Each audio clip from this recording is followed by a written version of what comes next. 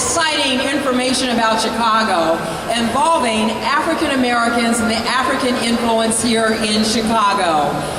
Chicago is full of rich history involving African Americans that you would like to know.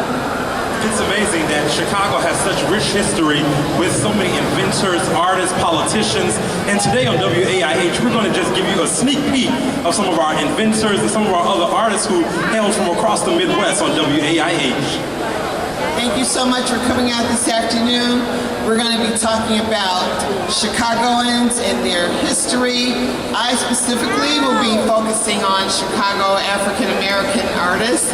So just gear up, get your ears ready, and Deborah's going to take it away. Well, I would like to start off with how Chicago was founded. Years and years ago, there was a gentleman who hailed from Haiti, Jean-Baptiste Point du Soleil. For those of you who speak French, let me know if I said it correctly.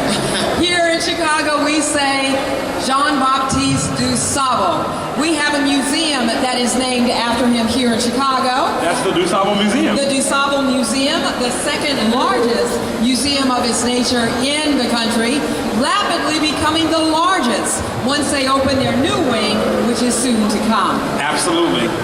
Interesting thing about Du Sable, you can find his bust over on the bridge. When you go down the 1 mag mile, you will find his bust right there on the bridge.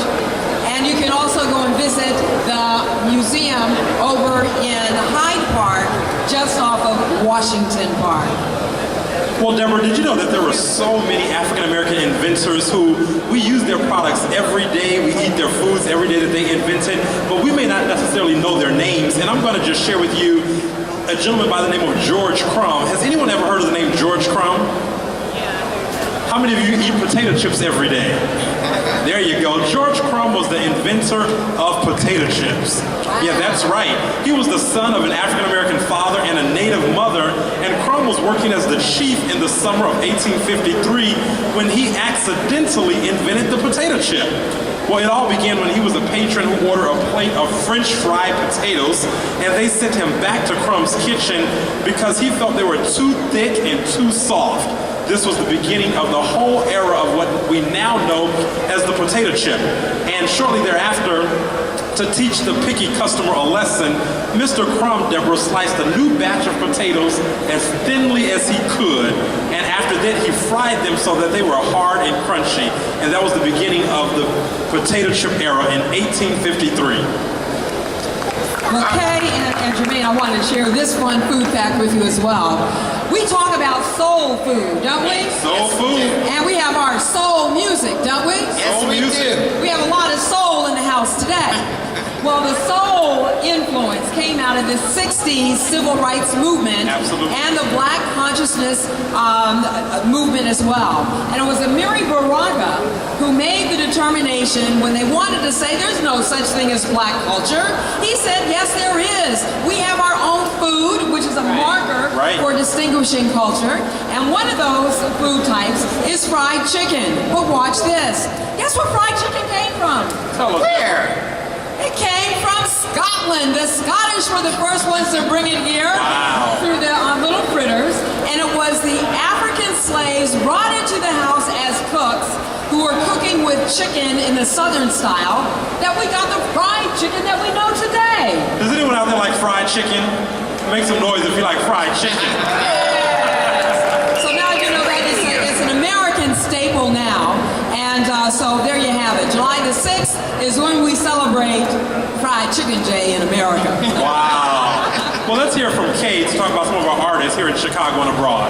Well, you know Chicago is famous for its blues, jazz, and gospel, right? Wow. So I want to tell you about a couple of people who are blues artists here in Chicago. And the first person I want to talk about is Muddy Waters. Who's familiar with Muddy Waters out there? Muddy Waters. Yeah, the blues. Yes. Well, did you know Muddy Waters' name was McKinley Morganfield? He was born April 4th, 1913, and he passed away April 30th, 1983. But he was better known, as we all know, as Muddy Waters. an African-American blues musician, and Muddy Waters is considered the father of the modern Chicago blues. And so another person, and I just wanted to let you guys, for those of you who don't know what Muddy Waters looked like, this is a picture of him, and we can pass these around too. There was Coco Taylor. Coco Taylor. Coco Taylor. Coco Taylor out of Chicago. Well, Coco Taylor was popularly known here in Chicago as the Queen of the Blues. And she was known primarily for her rough, powerful vocals and her traditional blues stylings. So these were a couple of the most famous blues persons that we know in Chicago. Is anybody out there, can anybody out there tell me who's their favorite blues artist? Tyrone Davis. Tyrone Davis. B.B. King. Wow. All right, what about females? Any female blues musicians that you guys know? Yes, Valerie Washington was one of my favorites. Right here in Chicago. That's right. Young lady, unfortunately, she died an early death. Yes. Okay. Yes. All right. So I wanted to share with you another great woman here in Chicago, and there's a whole housing community that was developed in her name, Ida B. Wells. She was known as a great civil rights activist. She was born a slave, and her parents died of yellow fever, but she fought against racism to get an education to find her way here to Chicago. It was in her travels that she witnessed the lynching of some young black men that got her to writing. She said, I'm going to write about this. So she became a prolific writer and a journalist. And we might think of Rosa Parks for launching the civil rights movement, for sitting on the bus. Well, it was Ida B. Wells who refused to give up her seat on a train years before. Wow. Absolutely. And she took the train company to court, and she won the case for a settlement of $500 when she refused to move, and they threw her off the train anyway. But then down in Tennessee, the higher court struck it down, so she never did get her money. But that's a testament to the kind of a woman that she was, the fighter and the civil rights activist that we love and appreciate today. Ida B. Wells. Give it up for Ida B. Wells. Can I just give you a little sidebar on Ida B. Wells? Chicago had a World's Fair in 1893. And Ida B. Wells, Frederick Douglass, and a couple of others wrote a book about it because African Americans were not allowed to participate in the fair. Right. And she wrote a book called The Reason Why the Colored American is not included in the World's Columbian Exhibition. So a lot of people don't know about that fair, but I would encourage you to take a look at the 1893 World's Fair, which was like the biggest fair ever in the world. Absolutely. And Ida B. Wells and Frederick Douglass did participate in the fair, so I thought I would give you that. Wow, that's an amazing fact. And I know you two ladies were like me trying to rush and get here today. And there was so much traffic trying to get through the streets of Chicago. And I think I kind of broke a few laws by running a few of the stoplights. And as I was going through the stoplights, I was reminded, how many of you knew that there was an African-American gentleman who invented the stoplight? His name was Garrett Morgan. Give it up for Garrett Morgan. Garrett Morgan was an African-American gentleman who invented the very first stoplight that had 3 signals on it. It had red, yellow, and green. And because of Garrett Morgan's invention back in the 1800s, we are just blessed to be able to travel throughout the various streets without having collision and car accidents. But not only did Garrett Morgan invent the stoplight, he also invented the gas mask. Wow. And we know that the gas mask was used in several of our wars. But Garrett Morgan was born in the last quarter of the 19th century to former slaves. He was the only formally educated to the 6th grade level. He was only formally educated to the 6th grade. It's amazing that he was able to just create so many things with such a short education. But like many inventors, Morgan had an innate mechanical mind that enabled him to solve problems. He was a problem solver. And unlike most inventors, he was also a skilled entrepreneur. After moving to Cleveland, Ohio at the age of 18, Garrett Morgan's business became so popular that it catapulted him to immediate success. And again, not only did he invent the stoplight and the traffic signal and the gas mask, he invented so many other things that you can go online and see all of his inventions. But Garrett Morgan is just an African-American inventor that we are just living with all of his products on today. Awesome.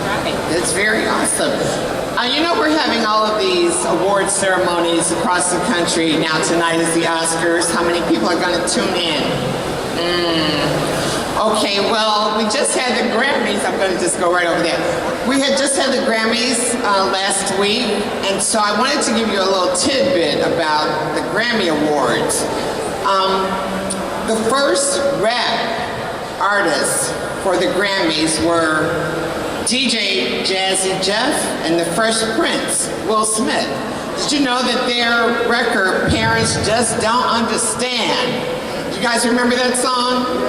Well, they won the first Grammy, rap Grammy, for that song. So that's a Black history fact that I'm sure a lot of people did not know about. But I love Will Smith. I can sing the theme song to the Fresh Prince. Oh, I'm sorry, we're not here for that. They did it on Jimmy Kimmel. Wasn't one of those sure ones that did, was yeah. hilarious. Well, guys, you know that on Tuesday is Election Day. Is everyone registered and ready to vote? Let's hear it. Are you going to get out there and vote? If you're going to vote. It is your civic responsibility to get out and vote. Well, here in Chicago, there is one man who single-handedly corralled and redefined the direction of politics among African Americans. And he actually was able to do that by engaging people in the political process. As a result of that effort, he became the first African-American mayor of our great windy city on the lake, none other than Harold Washington. So he goes down in history not only for being a great mayor, but for offering an example of what can be done when people take agency and understand the power of their vote. He was truly a public servant. He said, I will not run until you make me run. And Chicago made Harold Washington run to victory. Give it up for Harold Washington. Well, Deborah, I have another Washington. How many of you guys have heard of the name George Washington Carver? Anyone heard of that name? Does anyone know what George Washington Carver invented? Peanuts. Peanuts, yes. George Washington Carver was born January 5th, 1864. He was an American inventor. The exact day and year of his birth are unknown, but he was born into slavery in Missouri in the records say either 1861 or 1864.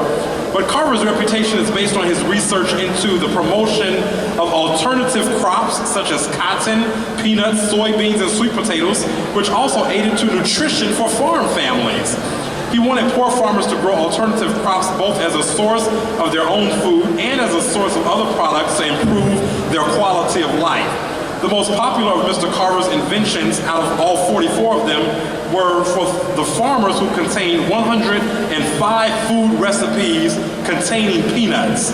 George Washington Carver, he also developed and promoted about 100 products made from peanuts that were useful for the house and for the farm, including many of the cosmetics that you ladies are wearing today, dyes, paints, plastics, gasoline, and even nitroglycerin.